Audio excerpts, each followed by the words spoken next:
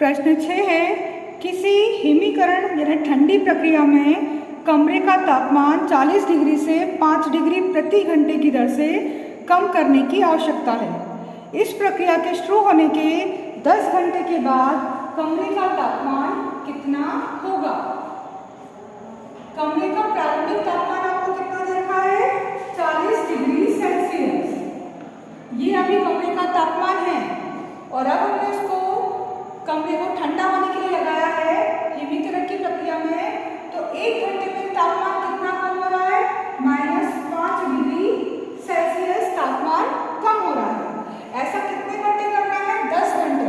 तो अगर 1 घंटे में 5 डिग्री सेल्सियस कम हो रहा है तो 10 घंटे में कितना कम हो जाएगा? इसमें 10 का गुणा करा, मतलब -50 डिग्री सेल्सियस कमरे का तापमान कम हो जाएगा। अब 50 कम होगा पर कमरे का तापमान होगा कितना? तो अभी कमरे का तापमान कितना है हमारा? 40 डिग्री सेल्सियस और कम होके कितना हो रहा है? -50 डिग्री सेल्सियस कम हो जाएगा उसका तापमान। तो अभी 10 घंटे के जो बाद है कमरे का तापमान कितना होगा? -50 डिग्री में से प्लस के 40 डिग्री गए तो अब उस कमरे का तापमान होगा -10 डिग्री सेल्सियस। अभी कमरे का तापमान कितना था? 40 डिग्री सेल्सियस और हर घंटे में 5-5 डिग्री कम होता जा रहा है। तो 10 घंटे में 50 डिग्री तक कम होगा। तो प्लस के 40 में से माइनस के 50 जाएंगे तो अभी कमरे का तापमान कितना होगा? -10 डिग्री सेल्सियस। प्रश्न 7 है, 10 प्रश्नों वाले कक्षा टेस्ट में प्रत्येक सही उत्तर के लिए 5 अंक, प्रत्येक गलत उत्तर के लिए -2 अंक और प्रयत्न नहीं करने पर कोई अंक नहीं दिया जाता। तब मोहन ने 4 सही उत्तर दिए हैं प्लस 6 गलत उत्तर दिए हैं, तो उसके प्राप्तांक कितने हैं? तो मोहन के प्राप्तांक 4, सही उत्तर के लिए कितने अंक होना है? 5 अंक प्लस 6 गलत उत्तर है तो उसके लिए मिलेंगे -2 अंक। तो 4 पंजे 20 प्लस माइनस 6 दूनी 12, 20 में से 12 गलत उत्तर चले जाएंगे तो बचेंगे 8 अंक। मोहन ने कितने अंक प्राप्त किए? 8 अंक प्राप्त किए।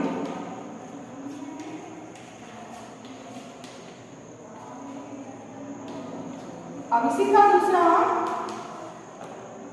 रेशमा के 5 उत्तर सही हैं और 5 गलत हैं। तो रेशमा ने 5 सही उत्तर दिए हैं और 5 गलत उत्तर दिए हैं। तो उसके प्राप्तांक कितने होंगे? 5 सही हैं, सही के 5 नंबर और 5 गलत हैं, गलत के लिए कितने मिलेंगे? -2। तो 25 प्लस माइनस 5 दूनी 10, ये 25 में से 10 गए 15। रेशमा को कितने मिलेंगे? रेशमा को मिलेंगे 15 होंगे। हिना ने 2 सही उत्तर दिए हैं प्लस 5 गलत उत्तर और 3 उत्तर उसने दिए नहीं हैं। कुल कितने प्रश्न थे? 10। तो 2 सही 5 गलत और 3 उत्तर नहीं दिए। तो 2 सही के लिए कितने मिलेंगे इसको? 5 अंक प्लस 5 गलत के लिए मिलेंगे -2 अंक और 3 उत्तर नहीं दिए उसके मिलेंगे 0 अंक। तो 2 पंजे 10 प्लस माइनस 5 दूनी 10 और प्लस 3 0 प्लस का आंसर माइनस का आंसर क्या हो गया? कट गया। तो हिना को कितने अंक मिले? 0 अंक मिले। प्रश्न 8, किसी कंपनी को सफेद सीमेंट बेचने पर 8 रुपये प्रति बोरी की दर से लाभ होता है और स्लेटी यानी ग्रे रंग की सीमेंट बेचने पर 5 रुपये प्रति बोरी की दर से हानि होती है। अब किसी महीने में एक कंपनी ने 3000 बोरियां सफेद सीमेंट की और 5000 बोरियां स्लेटी रंग की बेची। अब उसको लाभ हुआ या हानि हुई? तब सफेद सीमेंट बेचने पर लाभ हो रहा है, लाभ हो रहा है तो उसको हम लिखेंगे प्लस का 8 एक बोरी पर, और स्लेटी सीमेंट बेचने पर हानि हो रही है तो उसको लिखेंगे हम -5 रुपये की हानि। अब किसी महीने में कितनी बोरियां ली? 3000 बोरियां सफेद सीमेंट की और 5000 बोरियां स्लेटी सीमेंट की बेची हैं। तो 3000 बोरियां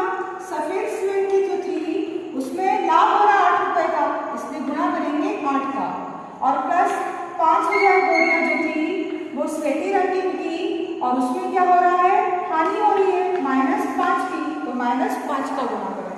अब देखिए लाभ हो गया हानि, 3 8 24,000 प्लस माइनस माइनस 25,000।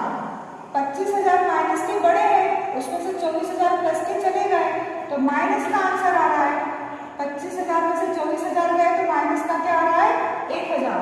इसका मतलब कंपनी को क्या हुआ होगा, कंपनी को 1,000 रुपए का हानि हुई है, 1,000 रुपए हानि हुई। ठीक है। बी है इसका 6400 स्लेटी रंग की सीमेंट बेचने पर हानि हुई है। 6400 बोरियां किसकी बेच दी कंपनी ने, स्लेटी रंग की, तो एक बोरी पर 5 रुपए हानि हो रही थी। जब 6400 बोरियां बेच दी तो हानि कितनी हुई, 500, 520, 532 और 2 32, 32,000 रुपए की हानि हुई है। अब कंपनी बोल रही है कि ना हमें लाभ चाहिए ना हानि चाहिए, हानि तो हो ही चुकी -32,000 रुपए की, 6400 बोरियां स्लेटी रंग की बेच चुके। अब वो बोल रहे हैं कि हम सफेद रंग की बोरियां जो हैं वो कितनी बेचे कि ना लाभ हो ना हानि हो। तो हानि 32,000 जो हो गई है उसको कवर करने के लिए ना लाभ चाहिए ना हानि, इसके लिए सफेद सीमेंट की बोरियां बेचने में कितनी लाभ होना चाहिए हमें, 32,000 जो हानि हुई है वही 32,000 का लाभ अब होना चाहिए सफेद सीमेंट पर। तब हमें क्या होगा, ना लाभ होगा ना हानि होगी। तब 32,000 रुपए का लाभ प्राप्त करने के लिए बेची गई सीमेंट की बोरियां क्या होगी, लाभ चाहिए हमें 32,000 रुपए, और एक बोरी पर लाभ कितना हो रहा है, सफेद का 8 रुपए, तो 8 का भाग लगा देंगे, 8 चौक 32 और 3 जीरो, यानी कि 4,000 बोरियां।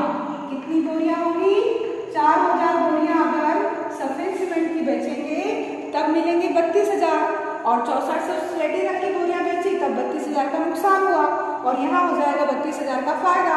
तो अब ना लाभ ना हानि पर ये केस खत्म कब होगा, जब हम सीमेंट की बोरियां सफेद वाली 4,000 बोरियां बेचेंगे तब।